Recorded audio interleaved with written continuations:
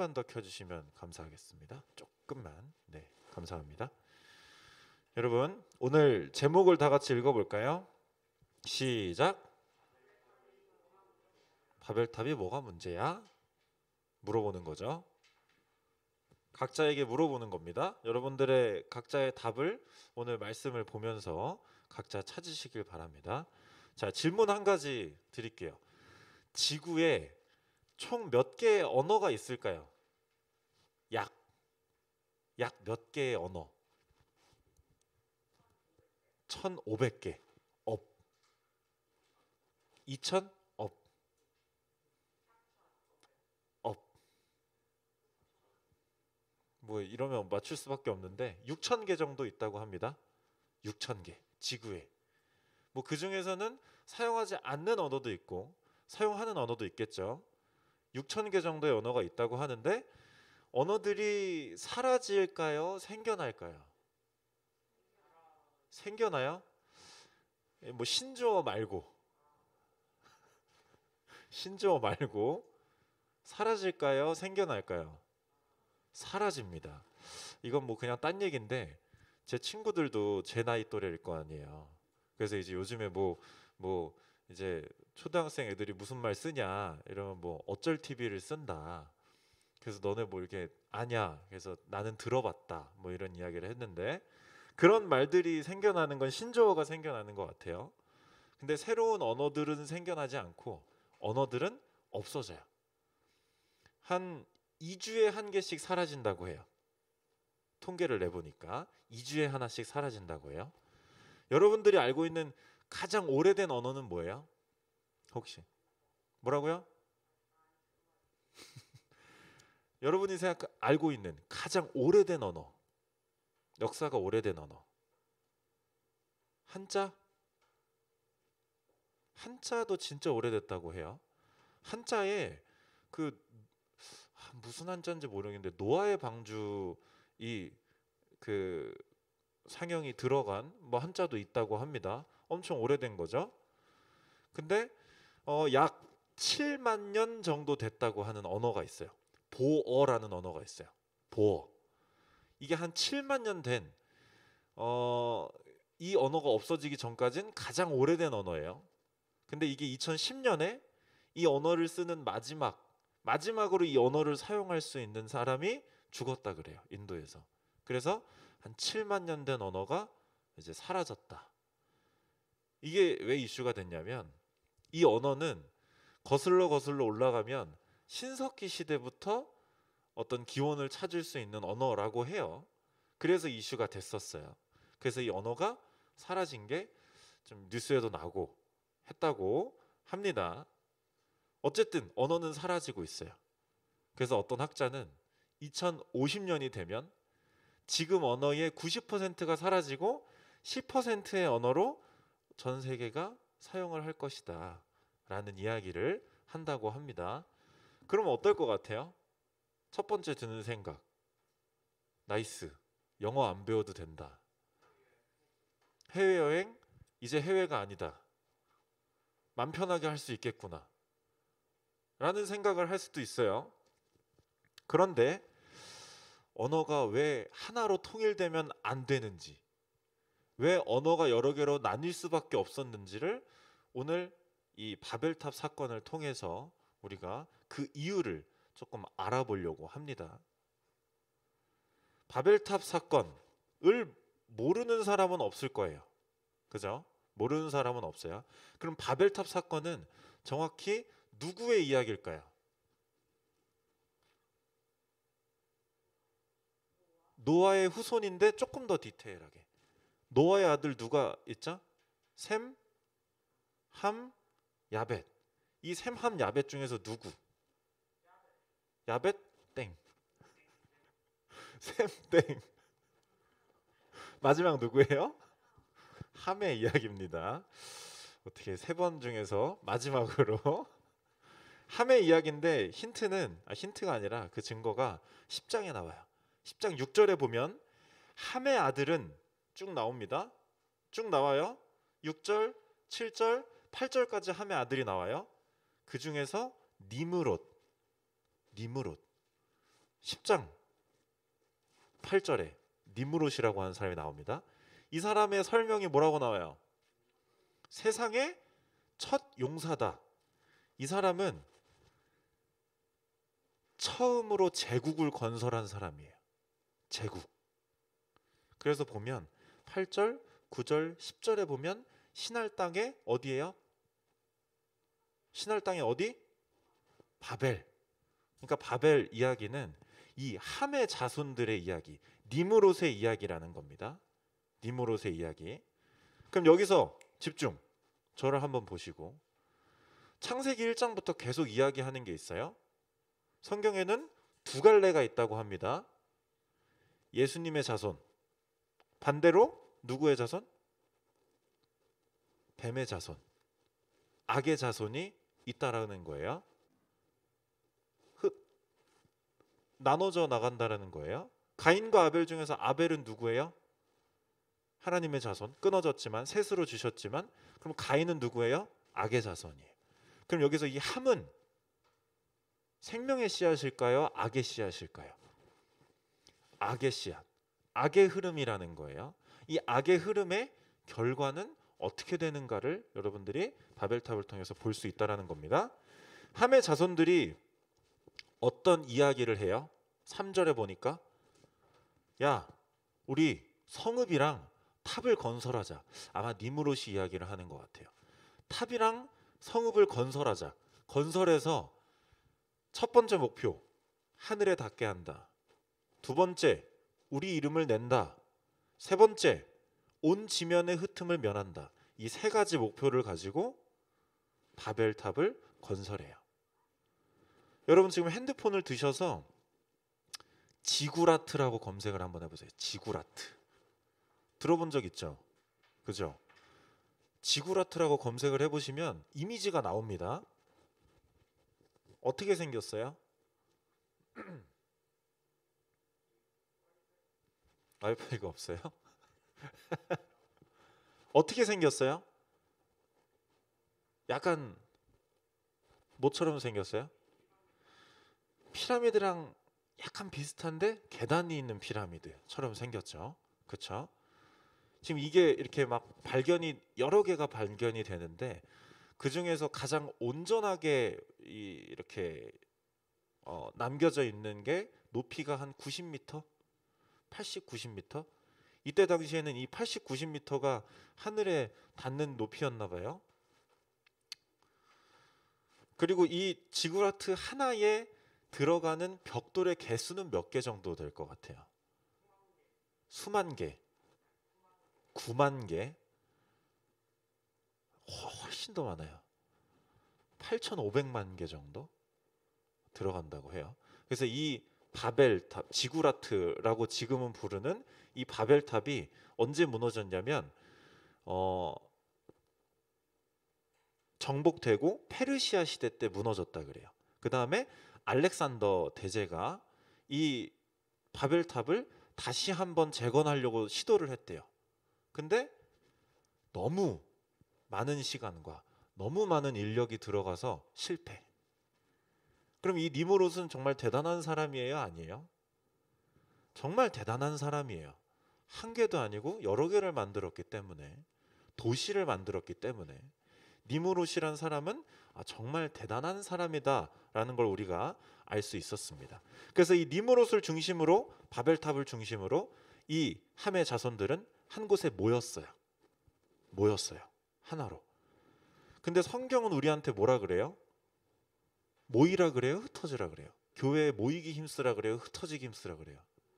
모이기 힘쓰라 그러잖아요. 그러면 이때 당시의 모임과 성경에 말하는 모여라라는 의미가 뭐가 다를까요? 겉보기엔 똑같죠, 모이는 게. 근데 그 목적이 뭐예요? 함의 자손은 목적이 뭐예요? 3절에 보니까 어디에 닿는 거? 하늘에 닿는 게 목적이었어요. 성경에서 말하는 건 하나님의 말씀을 따라 사는 게 목적이에요. 목적이 다른 거죠. 이 목적이 다른 두 가지 모임의 결과는 너무나 다를 수밖에 없다라는 겁니다. 그래서 이 니므롯의 목적을 보면 아담과 하와가 어떤 포인트에서 선악과를 먹어버려요? 어떤 유혹? 너네 안 죽어. 그리고 누구처럼 돼? 하나님처럼 돼. 그래? 이 포인트에서 선악과를 먹어버린 거예요. 똑같습니다. 니무롯의 목적은 하나님과 같이 되는 거였어요. 하늘에 닿는 게 이 사람들의 목적이었어요. 똑같은 부분을 우리는 발견할 수가 있는 겁니다. 그리고 당시에 최초로 제국을 건설한 사람이라 그랬잖아요. 그러면 그 당시 시대에 이 기술력은 최고예요? 최하예요? 최고겠죠. 최고의 기술력을 가지고 있었어요. 그리고 가장 높이 가장 최고의 기술력을 가지고 있으면 당시의 권력은 어때요? 권력도 최고였어요. 최고의 기술, 최고의 권력을 추구하면서 하나님과 같이 되기 위한 목적이 이 니므롯, 함의 자손의 목적이었다라는 겁니다. 우리가 지금 사는 세상을 보면 여러분 빠르게 흘러가고 있는 것 같나요? 좀 느린 것 같아요. 빠른 것 같죠? 가상화폐도 그렇고 무슨 포머티브 AI도 그렇고 뭐 이런 기술들이 있다라 그래요.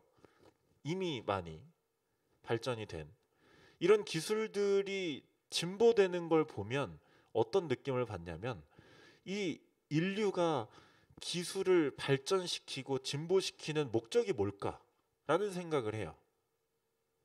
그 연구, 발명가들의 목적은 뭘 것 같아요? 행복해지려고 더 나은 기술을 만드나요? 그 끝의 목적은 뭘 것 같아요? 더 능력이 많아지고 더 전지전능해지고 더 빨라지고 더 많은 아는 것이 많아지고 이 세상이 어떻게 만들어졌는지 비밀에 붙여져 있던 것들을 파헤치고 그 비밀을 알아서 결국엔 전지전능해지는 게 목적이에요. 기술력의 목적은. 사실 그래요. 이 기술의 진보의 목적은 결국에는 하나님과 같아지는 게 목적이라고 할 수밖에 없어요. 그 기술력을 목표로 하는 사회에서 여러분들은 구성되어 있고 살아가고 있고. 그래서 성경은 똑같은 사회 속에서 살아가는 그리스도인들에게는 그 목적이 달라야 된다라고 이야기를 하고 있는 거예요. 겉보기에 훨씬 더 능력 있는 건 함의 자손인 니므롯이에요. 셈, 함, 야벳의 자손 중에서 가장 능력 있는 건 악의 씨앗인 니므롯이에요. 그런데 그 목적은 옳지 않았어요. 하나님의 뜻에. 우리도 똑같이 세상에 살다 보면 똑같은 세상에 살아요. 그리고 누구는 매우 능력을 가지고 있는 사람들이 있어요. 하지만 우리는 그들과 뭐가 달라야 돼요? 목적이 달라야 된다라는 거예요. 기억하실지 모르겠는데 이 바벨탑이랑 하나님께 예배를 드리는 옛날에 예배를 드렸던 제단이랑 비교를 해봅시다. 제단의 조건이 있다 그랬어요. 두 가지 조건. 첫 번째, 다듬은 돌로 쌓는다? 맞나요? 다듬지 않은 돌로 쌓는다. 계단을 만든다? 만들지 않는다. 이 두 가지가 조건입니다. 똑같이 무엇을 쌓아요? 제단은 다듬지 않은 돌, 계단을 만들지 않는 조건으로 똑같이 쌓아요. 바벨탑은 어떻게 쌓아요? 최대한 잘 다듬은 돌로. 왜냐하면 높이 쌓아야 되기 때문에. 그리고 사람이 잘 올라갈 수 있는 계단을 만들어요. 무엇이 다른가요? 기술력. 기술력엔 뭐가 들어가요? 인간의 의도와 목적이 들어가요. 제단과 바벨탑이 다른 이유는 인간의 목적이 들어가냐, 인간스러운 인간만의 의도가 들어가냐 들어가지 않냐예요. 겉모습은 똑같아요. 똑같이 뭘 쌓아. 하지만 그 목적은 다르다는 거예요. 그래서 여러분들이 살아가는 삶은 세상 사람들과 똑같을 수 있어요. 하지만 여러분들의 속에는 다듬지 않은 돌, 만들지 않는 계단이 반드시 들어가 있어야 한다라는 거예요. 그 목적엔. 그게 함의 자손과 야벳의 자손이, 셈의 자손이 다른 이유고, 여러분들이 삶을 살면서 그리스도인과 그리스도인이 아닌 사람과의 다른 부분이라는 겁니다. 제단과 바벨탑의 차이처럼. 자, 그러면 결말을 봅시다. 이 하나님께 도전하려고 했던 사람들의 결과는 어떻게 돼요? 결말은 어떻게 되나요?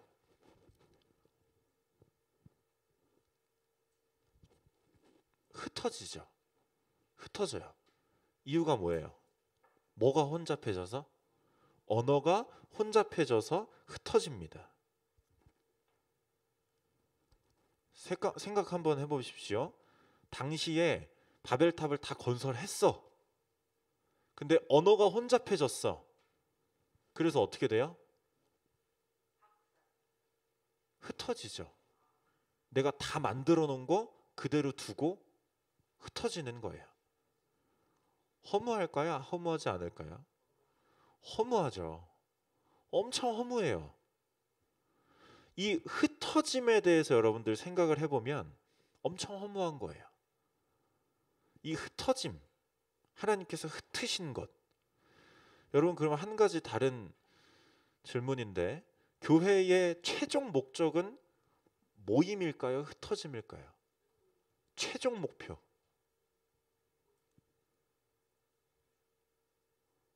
최종 목표는 뭐예요? 교회의 최종 목표. 여러분들 교회 나와서 결국 앞으로 뭘 해야 돼요? 총동원 전도주일이 다가오죠? 복음을 전해야 되는 게 여러분들의 사명이에요. 복음 전하려면 모여있기만 해야 돼요? 흩어져서 복음을 전해야 돼요? 모였다가 흩어져야겠죠. 모였다가 흩어져야 되는 거예요. 결국 최종 목표는 교회의 속성도 흩어지는 게 목표예요. 여러분들의 삶을 각자 그리스도인으로서 잘 살아가게 하는 게 교회의 목적이란 뜻이에요. 그래서 교회는 어떤 친목단체가 아니에요. 자기 자존감 확인하러 오려고 하는 곳이 아니에요. 이야기할 사람 없어서 심심해서 오는 곳이 아니에요. 내가 지금 내 위치를 확인하고 싶으니 누구보다 내가 낫고 누구보다 높고 이걸 확인하러 오는 곳이 아닌 거예요. 그런 사람들은 교회에 머물러 있게 되겠죠.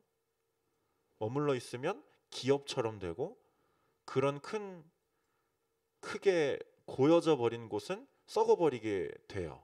지금 큰 교회들의, 제가 신학교를 들어가고 지금까지 정말 손에 꼽는 큰 교회들은 문제가 안 일어나는 곳이 한 곳도 없어요. 이건 교회는 모이기에만 힘쓰면 결국 썩어버리게 될 수밖에 없다라는 거예요. 목적이 아니라 수단으로 우리가 사용을 해야 된다라는 겁니다. 이 흩어짐, 하나님께서 말씀하시는 이 흩어짐은 결국에 이 관점으로 봤을 때 바벨탑의 흩어짐은 축복이라고 할 수가 있어요. 다른 관점으로 생각을 해보면 이 바벨탑, 여기에 모인 사람들이 하나님께서 흩트지 않으시고 계속 가만히 놔뒀으면 또 어떤 결과가 있어요? 지난주에 일어났었던 결과처럼 홍수 심판처럼 심판을 하실 수밖에 없었어요. 계속 모여 있으면. 그렇기 때문에 하나님은 심판하지 않기 위해서 흩으신 거예요. 어제 밤에 제가 한 샤인머스켓 한 3알 정도를 먹고 잤는데, 포도에도 여러 종이 있잖아요. 쌀에도 여러 종이 있어요. 근데 해마다 찾아오는 병충해가 다 다르잖아요. 뭐 이번 연도는 A가 찾아왔으면 내년엔 B가 찾아오고 C, D가 찾아와요. 그러면 쌀의 종류가 여러 가지니까 어떤 종은 이 A라는 병충해에 강해서 살아남고 B는 약해서 죽어버리고, 이렇게 쌀은 보존된단 말이에요. 이것처럼 하나님께서도 하나로 모여 있으면 결국 죄악을 통해서 죽을 수밖에 없어요. 그렇기 때문에 흩으셔서 살리신 거라는 거예요. 여러 가지 종으로 나눠서 한 가지 병충해에 몰살되지 않도록 하나님은 나누셨다라는 거예요. 그래서 이 바벨탑의 사건은 결국 이 사람들이 이렇게 돼서 망했구나라고 결론을 내면 안 되고, 하나님께서 결국 이 심판도 사랑이 아주 가득 담긴, 그냥 보기에 심판으로만 보이는 심판을 하나님께서는 하신 거라는 사실입니다. 그 사실을 여러분들이 이 바벨탑 사건을 보시면서 깨달으셔야 됩니다. 그래서 여러분들이 살아가는 삶에도 바벨탑을 다 건설해 놨지만 어이없는 이유로, 정말 미칠 듯한 답답한 이유로 그 바벨탑을 놓고 떠나가야 될 수밖에 없는 상황이 다가올 수도 있어요. 뭔가 여러분들의 성과와 여러분들을 분리시키시고, 여러분들과 누군가를 분리시키시고, 나누고 분리시키시는 때가 여러분들의 삶에 찾아올 수 있다라는 거예요. 바벨탑 만든 사람들이 바벨탑을 놓아줘야 될 수밖에 없었던 것처럼. 하지만 결과는 뭐예요? 그 의도는 뭐예요? 하나님이 그 분리의 아픔 속에서 겸손을 배우게 하시고, 교만하지 않게 해주시고, 너네 여기까지 차면 내가 심판할 수밖에 없으니까 여기까지 오기 전에 내가 흩을게, 아픔을 줄게, 분리시킬게 라고 말씀하시는 거예요. 그러한 것들을 여러분들이 삶에서 경험하실 수도 있다라는 겁니다. 하지만 우리는 사실로서 다가오는 그 어려움이나 아픔 같은 것들을 느끼고, 또 다른 내 생각에서는 이게 하나님이 나에게 어떠한 일로 다가오게 하시는가를 또 생각해야 된다라는 거예요. 내가 지금 내 입맛에 이건 지금 쓰지만 내 영혼엔 단 거구나 라는 생각을 여러분들이 하셔야 된다라는 겁니다. 그래서 여러분들이, 저는 이 말씀을 보면서 여러분들의 마음에 어떤 평안함이 있었으면 좋겠어요. 하나님을 알지 못하는 사람은 근본적인 불안함이 있습니다. 아주 근본적인 불안함이 있어요. 뭘 해도 불안하고 뭘 해도 불안하고 뭘 해도 채워지지 않는 게 있어요. 하지만 하나님을 믿는 우리는 근원적인 평안함을 가질 수 있고 느낄 수 있고 맛볼 수가 있어요. 그건 내가 죄인이라는 사실을 인정하는 것에서부터, 하나님이 우리의 주인이라는 사실을 인정하는 것에서부터 시작될 수 있다라는 겁니다. 그래서 여러분들이 어떤 바벨탑, 홍수 사건, 이런 사건들을 이야기 듣고 있지만 이 속에서 하나님이 결국엔 우리를 어떤 일이건, 우리가 생각하기에 좋은 일이건 나쁜 일이건 쓴 일이건 단 일이건 우리를 이끌어 가시는구나라는 그 믿음 하나, 그 믿음 하나를 여러분들이 가지시기 바랍니다. 가지시고 근원적인 평안함을 또한 느끼시고 누리시기를 바랍니다. 아멘이실까요? 아멘. 기도하겠습니다. 하나님 감사합니다.